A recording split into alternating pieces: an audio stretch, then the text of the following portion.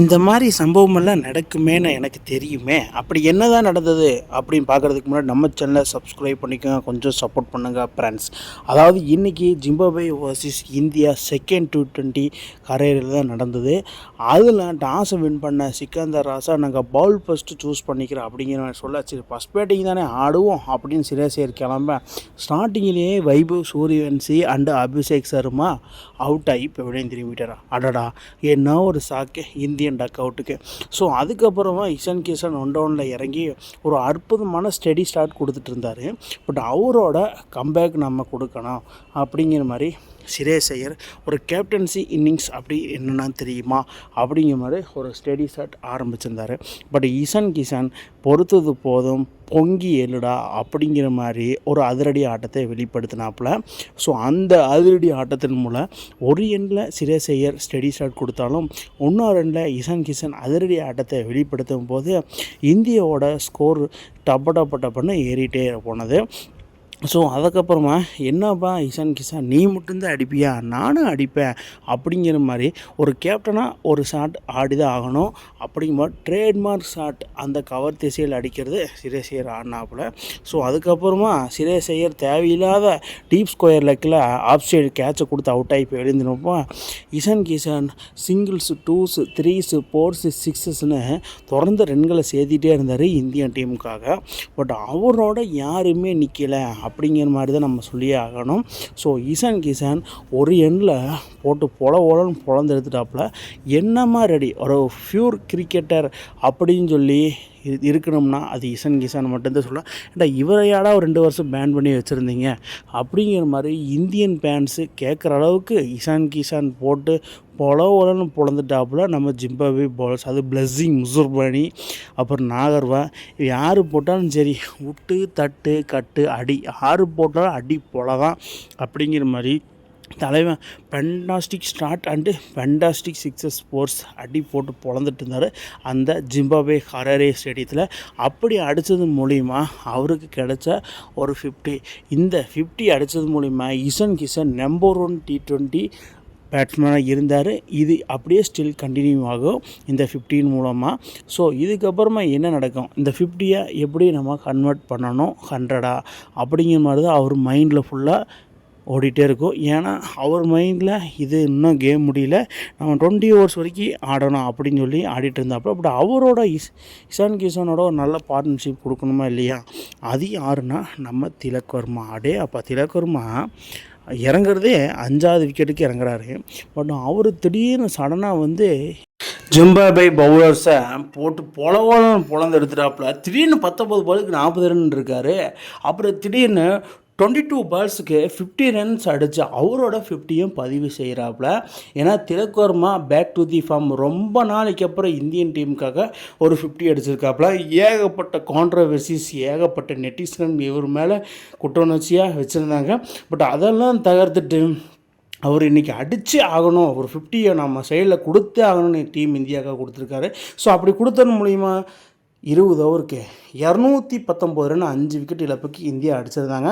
அதில் பாருங்கள், இஷான் கிஷன் 44 பாலுக்கு 81 ரன்னும், திலக் வர்மா 29 பாலுக்கு 60 ரன்னு நாட் அவுட்டில் வெளியே போயிருக்காரு. அதை இந்த இடத்துல நான் சொல்லியே ஆகணும். ஜிம்பாப்வே பொறுத்த மட்டும் பவுலர் சிஸ்டில் 4 ஓவர் வீசி வேறு 22 ரன் கொடுத்து ஒரு விக்கெட் எடுத்தது பிரையான் பெனட். அவர் தான் ஜிம்பாப்வே லிஸ்ட் பவுலிங்லேயே அவர் தான் நல்லா வீசியிருக்காரு. ஜிம்பாப்வே நீட ஒரு 220 runs to win. Second innings start பண்ண ஜிம்பாப்வே ஸ்டார்டிங்லேயே பார்த்தீங்கன்னா பென் கரன், பிரையான் பெனட் இவங்கெல்லாம் யாருமே அடிக்கலை. அதாவது ஒரு சீனியர் பிளேயர் வெசிலே, மந்திவீரா, சிக்கந்தர் ராசா யாருமே சரியாக பர்ஃபார்மன்ஸ் பண்ணலாம். ஆனால் அந்த அளவுக்கு இந்தியாவோட பவுலர்ஸ் பர்ஃபார்மன்ஸ் வேறு லெவல். ஸ்டார்டிங்லேயே பார்த்தீங்கன்னா யாஸ் தாகூர் விக்கெட் எடுக்க, மீண்டும் மறுபடியும் யாஸ் தாகூர் விக்கெட்டை போட, இந்த மாதிரி ஃபாஸ்ட் பவுலர்ஸுக்கு சாதகமாக ஜிம்பாப்வேக்கு அமையலனாலும் இந்தியாவுக்கு விக்கெட்டு மேலே விக்கெட்டு எடுத்துகிட்டே இருக்காங்க இந்தியன் பவுலர்ஸ். ஜிம்பாப்வே பவுலர்ஸை கிட்டத்தட்ட பார்த்தீங்கன்னா 50 ரன்னுக்கு 5 விக்கெட்டை குரூசியல் விக்கெட்டு எடுத்துட்டாங்க. அந்த விக்கெட்டு யார் எடுத்தாங்கன்னா ரவி பிஷ்னோய், ஸோ அதுக்கப்புறமா யாஸ் தாகூர், மயங்க் யாதவ், இந்த மாதிரி ஏகப்பட்டவர் விக்கெட்டு மேலே விக்கெட்டு. அதாவது இந்தியா கண்டிஷன்ஸில் ஃப்ளாட் ட்ராக். பட் ஜிம்பாப்வே கண்டிஷனில் ஸ்லைட்லி டிஃப்ரெண்ட். பட் இருந்தாலும் ஸ்பின்னுக்கும் விக்கெட் விழுகுது, ஃபாஸ்ட் மீடியமுக்கு விக்கெட் விழுகுது. ஸோ அப்படி விக்கெட் விழுறச்ச சிவம் துபே அவருக்கும் விக்கெட் விழுகும் அப்படின்னு சொல்லி எதிர்பார்த்த நிலையில் மீண்டும் ஒரு ரவி பிஷ்ணா விக்கெட், ஒரே ஓவரில் டபுள் விக்கெட் இந்திய ஓவர். ஸோ அந்த மாதிரி விக்கெட் விழுறச்ச 60க்கே 6 விக்கெட் போயிடுச்சு. சரி, இதுக்கு மேலே அவங்க எப்படி தான் அடிப்பாங்கன்னு எதிர்பார்த்துல திடீர்னு உள்ளப்போ பிரின்ஸ் யாதவ் பார்த்திங்கன்னா அடுத்தடுத்து ஓவரில் விக்கெட் எடுத்துகிட்டே இருக்காப்புல. மெயினாக சிக்கந்தர் ராசா ஒரு கேப்டனோட விக்கெட்டை, ஜிம்பாப்வே கேப்டனோட விக்கெட்டு, 40 இயர்ஸ் ஓல்டு, அவரோட தான் மோஸ்ட் எக்ஸ்பீரியன்ஸ் இன் ஜிம்பாப்வே. அவரோட விக்கெட்டு பிரின்ஸாவது எடுக்கும்போது வேறு லெவலில் திகழ்ந்துருக்கிறாப்புல. என்ன மாதிரி ஒரு வரவேற்பு. ஸோ அதுக்கப்புறம் சிவம் துபே, அதாவது மாடர்ன் டே T20 கிரிக்கெட்டில் சிவம் துபேக்கு ஃபஸ்ட்டு ஓவர் கொடுத்தாலே அதில் ஒரு விக்கெட் இல்லாமல் வெளியே வர மாட்டார். எப்பப்பெல்லாம் இந்தியா இக்கட்டான சூழ்நிலை இருக்குதோ இல்லை ஈஸியாக விக்கெட் இருந்தாலும் சிவம் துபேக்கு வீசின ஓவர்லேயே விக்கெட் வரும். அதே தான் இன்றைக்கும் கிடச்சிருக்கு. அந்த விக்கெட் கேட்ச் மூலமாக இருந்தால் அந்த கேட்சை பிடிச்சது ஏன்னா சிரேஸ் ஐயர் இந்த கேட்சை பிடிச்சதன் மூலிமா வெசிலே மந்தி வீரா அவுட் ஆகிட்டாப்புல.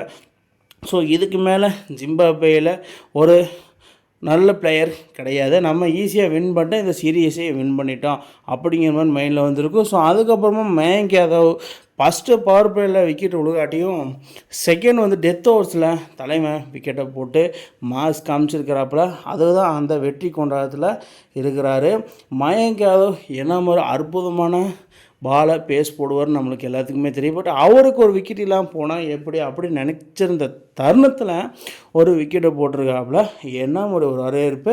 திலக்கர்மா, ரிங்கு சிங், சிரேஸ் ஐயர் இவங்க 3 பேர்த்தோட ஃபீல்டிங் கான்ட்ரிபியூஷன் அடேங்கப்பா அப்படி இருந்தது. போதுமான அளவுக்கு இல்லைனாலும் வேறு மாதிரி இருந்திருக்குது. அதை இந்த இடத்துல நான் சொல்லி ஆகணும்.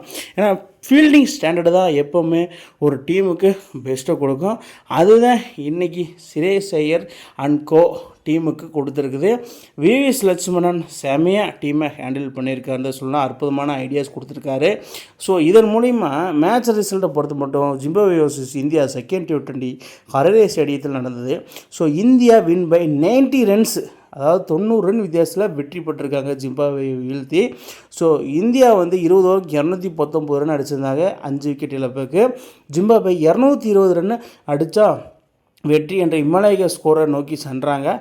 அதில் பார்த்திங்கன்னா 17.5 ஓவர்ஸ்லேயே 129க்கு 10 விக்கெட்டை இழந்து ஆல் அவுட் ஆகி டீம் இந்தியாவை வின் பண்ண வச்சுருக்காங்க 90 ரன் வித்தியாசத்தில். என்ன மாதிரி ஒரு அற்புதமான வெற்றி சிரேஸ் ஐயர் அண்ட் கோ, அதாவது சீரீஸ் விக்ட்ரி இதன் மூலியமாக கிடச்சி 2-0 என்ற செட் கணக்கில் இந்த சீரீஸை வின் பண்ணிட்டாங்க.